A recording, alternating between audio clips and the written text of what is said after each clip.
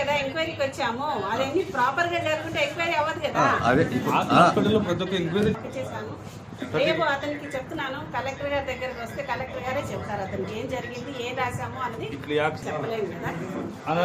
నేను చూసి మొత్తం రాసిన తర్వాత చెప్తాను. స్టాఫ్ మెయింటెనెన్స్ చేస్తున్నారా లేదా అవన్నీ వెరిఫై చేసుకొని అవన్నీ తీసుకొని వెళ్తున్నాము. ఇవన్నీ స్క్రూటినీ చేసి రిపోర్ట్ పంపిస్తాం మేము గవర్నమెంట్కి.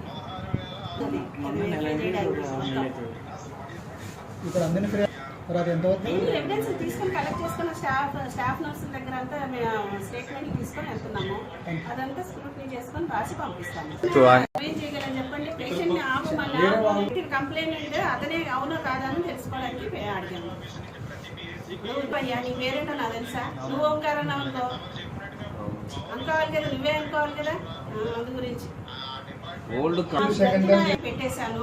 రేపు స్పందనకు వచ్చినప్పుడు కలెక్టర్ గారిని దగ్గరికి నేను రిపోర్ట్ తీసుకొని వస్తాను, మీకు కావాలంటే కలెక్టర్ గారే చెప్తారు. గవర్నమెంట్కి ఎవరో ఆర్టీఐ యాక్ట్ లో వేసినందుకు గవర్నమెంట్ వాళ్ళు మాకు ఎంక్వైరీ చేయమని చెప్పారు.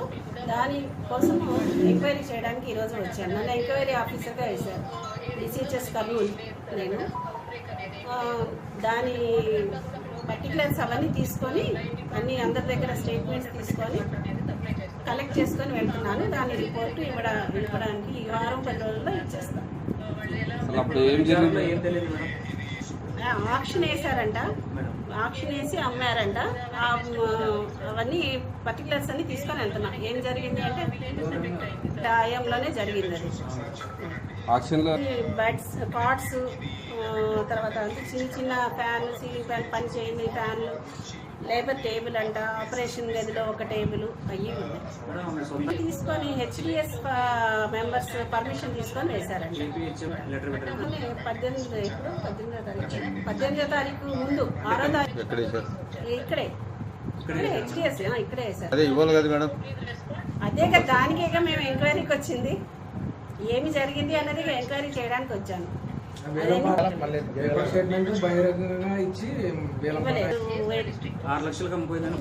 అది మరి మాకు చూపించింది, అది 1,40,000 వాళ్ళు అమ్మినట్టు చూపించారు. ఆనందంగా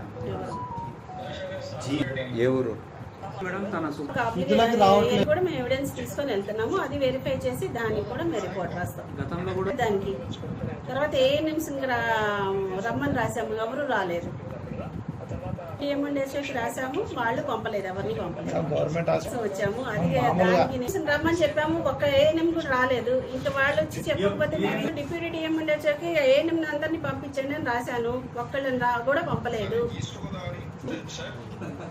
అంతకంటే వెళ్ళలేము కదా. వాళ్ళని ఇక్కడ పలానా చోటు మేము వస్తున్న ఎంక్వైరీకి అందరినీ పంపించండి అని రాశాము, ఒక్కళ్ళు రాలేదు. ఒక్కళ్ళన్నా వస్తే వాళ్ళకి స్టేట్మెంట్